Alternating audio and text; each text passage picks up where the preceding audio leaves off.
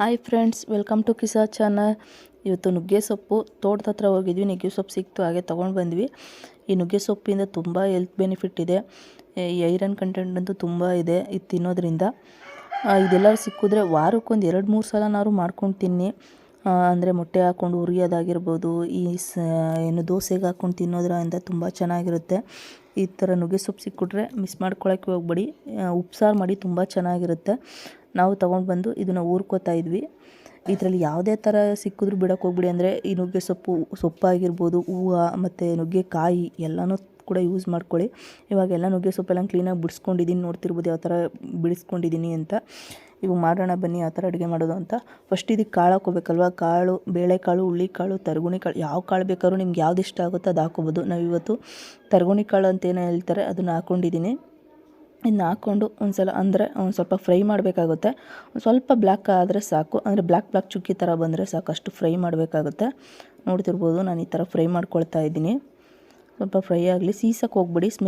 ಉಪ್ಸಾರು ಸ್ಮೆಲ್ಲೇ ಒಂಥರ ಚೇಂಜ್ ಆಗಿಬಿಡುತ್ತೆ. ಸ್ವಲ್ಪ ಕಲರ್ ಚೇಂಜ್ ಆದರೆ ಸಾಕು. ಇವಾಗ ನೋಡಿ ಇಷ್ಟ ಆಗಿದೆ, ಸಾಕು. ಇಷ್ಟಾದರೆ ಇವಾಗ ಅದನ್ನ ಬೇಯಿಸ್ಕೋಬೇಕಲ್ವ. ಸೊ ಹಾಗಾಗಿ ಸ್ಟವ್ ಮೇಲೆ ಒಂದು ಕುಕ್ಕರ್ನ ಇಟ್ಕೊಂಡು ಸ್ವಲ್ಪ ನೀರನ್ನ ಹಾಕ್ಕೊಂಡು, ಕಾಳು ಬೇಯೋಕ್ಕೆ ಎಷ್ಟು ಬೇಕಾಗುತ್ತೆ ಅಷ್ಟು ನೀರನ್ನ ಹಾಕ್ಕೊಂಡು ಬೇಯಿಸ್ಕೊಳ್ತಾ ಇದ್ದೀನಿ. ಸೊ ಇವಾಗೇನು ಉಪ್ಪು ಹಾಕೊಳ್ಳೋಕೆ ಹೋಗ್ಬಿಡಿ, ಲಾಸ್ಟಲ್ಲಿ ಉಪ್ಪು ಹಾಕೊಳ್ಳೋಣ. ಇದನ್ನ ಒಂದು 2 ವಿಸಲ್ ಬೇಯಿಸ್ಕೋಬೇಕಾಗುತ್ತೆ. ಸೊ ಹಾಗಾಗಿ 2 ವಿಸಲ್ ಬೇಯಿಸ್ಕೊತೀನಿ. ಈಗ ಉಪ್ಸಾರು ಮಾಡ್ತಾ ಇರೋದ್ರಿಂದ ಸ್ವಲ್ಪ ಖಾರ ಬೇಕಲ್ವ, ಖಾರ ಇದ್ದರೆ ಟೇಸ್ಟ್ ಬರುತ್ತೆ. ಸೊ ಹಾಗಾಗಿ ಉಪ್ಸಾರಿಗೆ ಖಾರ ಬೇಕೇ ಬೇಕು.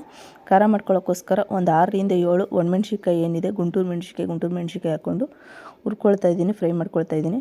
ಅದೊಂದು ಸ್ವಲ್ಪ ಫ್ರೈ ಆಗಲಿ, ಘಾಟ್ ಕೂಡ ಬರುತ್ತೆ, ನೋಡ್ಕೊಂಡು ಫ್ರೈ ಮಾಡ್ಕೋಬೇಕಾಗುತ್ತೆ. ಸೊ ಹಾಗಾಗಿ ನೆಕ್ಸ್ಟ್ ಈ ಉಪ್ಸಾರು ಖಾರಕ್ಕೆ ಏನೇನು ಬೇಕು, ಬೆಳ್ಳುಳ್ಳಿ, ಮೆಣಸಿಕಾಯಿ ಹಾಕ್ಕೊಂಡಿದ್ದೆ ಆಲ್ರೆಡಿ. ಕರ್ಬೇವಿನ ಸೊಪ್ಪು, ಕೊತ್ತಂಬರಿ ಸೊಪ್ಪು, ಬೆಳ್ಳುಳ್ಳಿ, ಜೀರಿಗೆ, ಮೆಣಸು ಇದನ್ನು ಹಾಕ್ಕೊಂಡು ಲೈಟಾಗಿ ಫ್ರೈ ಮಾಡ್ಕೊಂಡ್ರೆ ಸಾಕು. ಲೋ ಫ್ಲೇಮಲ್ಲಿ ಫ್ರೈ ಮಾಡ್ಕೊಳ್ಳಿ, ಇಲ್ಲ ಸೀದೋಗ್ಬಿಡುತ್ತೆ. ಹಾಗೆ ಒಂದು ಸ್ವಲ್ಪ ಹುಣಸೆಹಣ್ಣು ಹಾಕ್ಕೊಳ್ಳಿ, ತುಂಬ ಚೆನ್ನಾಗಿರುತ್ತೆ ಟೇಸ್ಟು. ಇಷ್ಟನ್ನು ಲೋ ಫ್ಲೇಮಲ್ಲಿ ಫ್ರೈ ಮಾಡ್ಕೊಂಡಿದ್ದೀನಿ. ಇವಾಗ ಇದನ್ನ ಮಿಕ್ಸಿ ಜಾರ್ಗೆ ಹಾಕ್ಕೊಳ್ತಾ ಇದ್ದೀನಿ. ನೋಡಿ ಇವಾಗ ನಾನು ಮಿಕ್ಸಿ ಜಾರ್ಗೆ ಹಾಕ್ಕೊಂಡೇ ಇದ್ದೀನಿ. ಇದನ್ನ ಹಾಕ್ಕೊಂಡು ಇದಕ್ಕೆ ಸ್ವಲ್ಪ ಉಪ್ಪು, ಅಂದರೆ ಒಂದು ಸ್ವಲ್ಪ ರುಚಿಗೆ ತಕ್ಕಷ್ಟು ಉಪ್ಪು, ಹಾಗೆ ಸ್ವಲ್ಪ ತೆಂಗಿನ ತುರಿ ಹಾಕೋದ್ರಿಂದ ಟೇಸ್ಟ್ ತುಂಬ ಚೆನ್ನಾಗಿರುತ್ತೆ. ಇಷ್ಟನ್ನು ಹಾಕ್ಕೊಂಡು ಸ್ವಲ್ಪ ನೀರನ್ನ ಹಾಕ್ಕೊಂಡು ನೈಸಾಗಿ ರುಬ್ಕೊಬರ್ಬೇಕಾಗುತ್ತೆ. ನೋಡಿ ಈ ಥರ ನೈಸಾಗಿ ರುಬ್ಕೊಂಡು ಬನ್ನಿ. ನಾನು ಈ ಥರ ನೈಸಾಗಿ ರುಬ್ಕೊಂಡಿದ್ದೀನಿ. ಇವಾಗ ಆಗಿದೆ. ಇದನ್ನು ಒಂದು ಬೌಲ್ಗೆ ಹಾಕ್ಕೊಳ್ತಾ ಇದ್ದೀನಿ. ಈ ಮಿಕ್ಸಿ ಜಾರಿಲೂ ಸ್ವಲ್ಪ ಹಾಗೆ ಇರಲಿ, ಅದನ್ನು ಬಿಸಾಕಕ್ಕೆ ಹೋಗ್ಬೇಡಿ, ನೆಕ್ಸ್ಟ್ ಯೂಸ್ ಮಾಡೋಣ. ಇವಾಗ ನಾವೇನು ಕಾಳನ್ನ ಬೇಯಿಸ್ಕೊಂಡಿದ್ವಿ ಅದು ಕುಕ್ಕರ್ಗೆ ಹೋಗಿ ವಿಸಿಲ್ ಆರಿದೆ. ಸೊ ಹಾಗಾಗಿ ಈಗ ಅಂದರೆ ನುಗ್ಗೆ ಸೊಪ್ಪು ಏನಿದೆ, ನುಗ್ಗೆ ಸೊಪ್ಪನ್ನ ಹಾಕ್ಕೊಳ್ತಾ ಇದ್ದೀನಿ. ನೀರನ್ನ ಸ್ವಲ್ಪನೇ ಹಾಕಿ, ಸ್ವಲ್ಪ ಮಾಡೋದ್ರಿಂದ ತುಂಬ ಟೇಸ್ಟ್ ಬರುತ್ತೆ. ನೀರು ಜಾಸ್ತಿ ಹಾಕೋಕೆ ಹೋಗ್ಬಿಡಿ, ಟೇಸ್ಟೇ ಒಂಥರ ಚೇಂಜ್ ಆಗಿಬಿಡುತ್ತೆ. ಸ್ವಲ್ಪ ನೀರಲ್ಲೇ ಹಾಕಿ ನೋಡಿ ಈ ಥರ ಬೇಯಿಸ್ಕೊಳ್ಳಿ. ಒಂದು 5 ನಿಮಿಷ ಸಾಕು. 5 ನಿಮಿಷದಲ್ಲೆಲ್ಲ ನುಗ್ಗೆ ಸೊಪ್ಪು ಬೇಗ ಬೆಂದ್ಬಿಡುತ್ತೆ. ಕಾಳು ಆಲ್ರೆಡಿ ಕೂಗಿಸ್ಕೊಂಡಿರೋದ್ರಿಂದ ಬೆಂದಿರುತ್ತೆ. ಬೆಂದಾಗಿದೆ. ಈಗ ಒಂದು 5 ನಿಮಿಷ ಆಗಿದೆ. ಇವಾಗ ಅದನ್ನು ಕಾಳು ಸಪ್ರೇಟು, ಹಾಗೆ ಈ ಉಪ್ಸಾರು ಸಪ್ರೇಟ್ ಮಾಡ್ಕೋಬೇಕಲ್ವ. ಸೊ ಹಾಗಾಗಿ ಕಾಳು ಮತ್ತು ಉಪ್ಸಾರು ಎರಡನ್ನೂ ಸಪ್ರೇಟ್ ಮಾಡ್ಕೊಳ್ತಾ ಇದ್ದೀನಿ. ಇವಾಗ ನೋಡ್ತಿರ್ಬೋದು ಈ ಥರ ಆಗಿದೆ ಉಪ್ಸಾರು.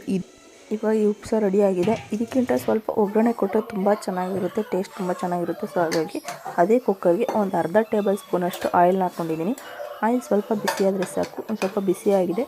ಇವಾಗ ಒಂದು 7ರಿಂದ 8 ಎಸಳು ಬೆಳ್ಳುಳ್ಳಿನ ಬಿಡಿಸಿ ಜಜ್ಜಿ ಹಾಕ್ಕೋತಾ ಇದ್ದೀನಿ. ಜಜ್ಜಿ ಹಾಕೋದ್ರಿಂದ ಅದ್ರ ಫ್ಲೇವರ್ ಬಿಡುತ್ತೆ, ಹಾಗಾಗಿ ಜಜ್ಜಿ ಹಾಕ್ಕೊಳ್ಳಿ. ಹಾಕೊಂಡಾದ್ಮೇಲೆ ಒಂದು 10 ಸೆಕೆಂಡ್ ಇದು ಫ್ರೈ ಆದಮೇಲೆ ನಾವು ಆಲ್ರೆಡಿ ಏನು ಉಪ್ಸಾರನ್ನ ಮಾಡಿಟ್ಕೊಂಡಿದ್ವಿ ಅದನ್ನ ಇದ್ರೊಳಗಡೆ ಹಾಕ್ತಾಯಿದ್ದೀನಿ. ನೋಡ್ತಿರ್ಬೋದು ನೀವು. ಹಾಕ್ಬೇಕಾದ್ರೆ ಹುಷಾರು, ಅಂದರೆ ಆರೋ ಚಾನ್ಸಸ್ ಇರುತ್ತೆ. ಎಣ್ಣೆ ಒಳಗಡೆ ನೀರು ಹಾಕ್ತೀವಲ್ವ, ಸೊ ಹಾಗಾಗಿ ಆರೋ ಚಾನ್ಸಸ್ ಇರುತ್ತೆ, ನೋಡ್ಕೊಂಡು ಹಾಕ್ಕೊಳ್ಳಿ. ಇದಾಗಿದೆ. ಈಗ ಇದು ಕುದಿಬೇಕು. ಕುದಿಯೋವರೆಗೂ ವೆಯ್ಟ್ ಮಾಡೋಣ.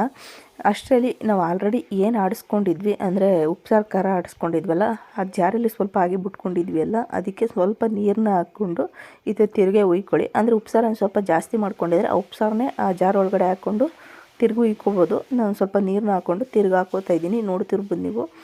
ಈ ಥರ ಮಾಡೋದ್ರಿಂದ ಟೇಸ್ಟ್ ತುಂಬ ಚೆನ್ನಾಗಿರುತ್ತೆ. ಅಂದರೆ ಖಾರ, ಉಪ್ಪು ಎಲ್ಲ ಈ ಉಪ್ಸಾರಲ್ಲೇ ಇರುತ್ತಲ್ವ, ಟೇಸ್ಟ್ ತುಂಬ ಚೆನ್ನಾಗಿರುತ್ತೆ. ಸೊ ಹಾಗಾಗಿ ಈ ಥರ ಒಂದು ಸಲ ಮಾಡಿ ನೋಡಿ. ಈ ಉಪ್ಸಾರು ಏನಿದೆ ಇದು ರೆಡಿಯಾಗಿದೆ, ಚೆನ್ನಾಗಿ ಕುದ್ದಿದೆ.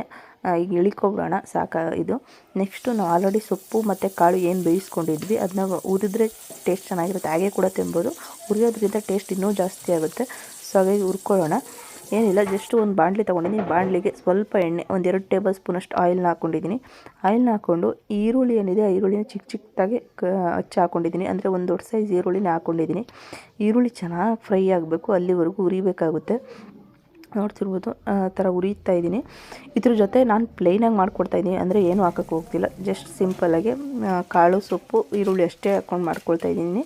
ನೀವು ಬೇಕಾದರೆ ಈ ಟೈಮಲ್ಲಿ ಏನಿದೆ ಅಂದರೆ ಮೊಟ್ಟೆ ಕೂಡ ಹಾಕೋಬೋದು. ಒಂದು 2-3 ಮೊಟ್ಟೆ ಹಾಕ್ಕೊಂಡ್ರೆ ಇನ್ನೂ ಟೇಸ್ಟ್ ತುಂಬ ಚೆನ್ನಾಗಿರುತ್ತೆ. ನಾನು ಮೊಟ್ಟೆ ಹಾಕೋಕ್ಕೆ ಹೋಗಿಲ್ಲ.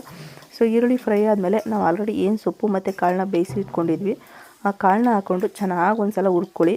ನಾವು ಇವತ್ತು ಸೋಮವಾರ ಆಗಿರೋದ್ರಿಂದ ಮೊಟ್ಟೆ ಗಿಟ್ಟೆ ಏನು ಹಾಕೋಕ್ಕೆ ಹೋಗಿಲ್ಲ. ಮೊಟ್ಟೆ ಹಾಕಿ ತುಂಬ ಟೇಸ್ಟ್ ಚೆನ್ನಾಗಿರುತ್ತೆ. ಅದನ್ನು ಒಂದು ದಿನ ಮಾಡಿ ತೋರಿಸ್ತೀನಿ. ಈಗ ಆಗಿದೆ.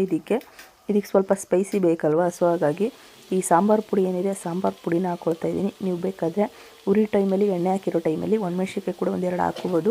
ನಾನು ಸಾಂಬಾರು ಪುಡಿ ಹಾಕೋದ್ರಿಂದ ಟೇಸ್ಟ್ ತುಂಬ ಚೆನ್ನಾಗಿರುತ್ತೆ. ಚಿಲ್ಲಿ ಪೌಡ್ರ್ ಹಾಕೋದಕ್ಕಿಂತ ಈ ಸಾಂಬಾರು ಪುಡಿ ಹಾಕಿ. ಹಾಗೆ ರುಚಿಗೆ ಎಷ್ಟು ಬೇಕಾಗುತ್ತೆ ಅಷ್ಟು ಉಪ್ಪನ್ನ ಹಾಕ್ಕೊಳ್ಳಿ. ಆಲ್ರೆಡಿ ಉಪ್ಪು ಹಾಕ್ಕೊಂಡಿದ್ದೀವಿ, ಸೊ ಹಾಗಾಗಿ ಈಗ ಎಷ್ಟು ಬೇಕಾಗುತ್ತೆ ಅಷ್ಟು ಉಪ್ಪನ್ನ ಹಾಕ್ಕೊಂಡು ಮಿಕ್ಸ್ ಮಾಡಿ. ನಾವು ಹಾಕಿರೋ ಉಪ್ಪು ಖಾರ ಎಲ್ಲ ಚೆನ್ನಾಗಿ ಹಿಡೀಲಿ. ಸೊ ಹಾಗಾಗಿ ಒಂದು 2-3 ನಿಮಿಷ ಇದನ್ನ ಹಾಗೆ ಐ ಫ್ಲೇಮಲ್ಲಿ ಮಿಕ್ಸ್ ಮಾಡಿದ್ರೆ ತುಂಬ ಚೆನ್ನಾಗಿರುತ್ತೆ. ಸೊ ಹಾಗೆ ಮಿಕ್ಸ್ ಮಾಡ್ಕೊಳ್ತಾ ಇದ್ದೀನಿ. ಐ ಫ್ಲೇಮಲ್ಲೇ ಇಟ್ಟು ಉರಿ ಚೆನ್ನಾಗಿರುತ್ತೆ. ಈಗ ಒಂದು 2-3 ನಿಮಿಷ ಹುರಿದಿದ್ದೀನಿ. ಈಗ ಆಗಿದೆ. ಈಗ ಒಂದು ಅರ್ಧ ಕಪ್ಪಷ್ಟು ತೆಂಗಿನ ತುರಿ ಹಾಕ್ಕೊಳ್ಳಿ. ತೆಂಗಿನ ತುರಿ ಒಂದು ಸ್ವಲ್ಪ ಜಾಸ್ತಿನೇ ಹಾಕ್ಕೊಳ್ಳಿ, ಹಾಕೋದ್ರಿಂದ ಟೇಸ್ಟ್ ಚೆನ್ನಾಗಿರುತ್ತೆ. ಸೊ ಸ್ವಲ್ಪ ಜಾಸ್ತಿನೇ ಹಾಕ್ಕೊಳ್ಳಿ. ಹಾಕ್ಕೊಂಡು ಚೆನ್ನಾಗಿ ನೀಟಾಗಿ ಮಿಕ್ಸ್ ಮಾಡ್ಕೊಳ್ತಾ ಇದ್ದೀನಿ. ಮಿಕ್ಸ್ ಮಾಡ್ಕೊಂಡಿದ್ದೀನಿ. ಇವಾಗ ಇದು ಟೇಸ್ಟಿಯಾಗಿ ರೆಡಿಯಾಗಿದೆ. ಈಗೇನಿಲ್ಲ, ಸ್ಟವ್ನ ಆಫ್ ಮಾಡ್ಕೊಂಡು ಇಳಿಕೊಳ್ಳೋಣ, ಅಷ್ಟೇ ಸಾಕು ಇದು. ಇವಾಗ ಈ ಉಪ್ಸಾರಿಗೆ ಕಾಂಬಿನೇಷನ್ನೇ ಒಳ್ಳೆ ಮುದ್ದೆ, ರಾಗಿ ಮುದ್ದೆ ಅಂತಲೇ ಹೇಳ್ಬೋದು. ಈಗ ರಾಗಿ ಮುದ್ದೆನೂ ತೊಗೊಂಡಿದ್ದೀವಿ.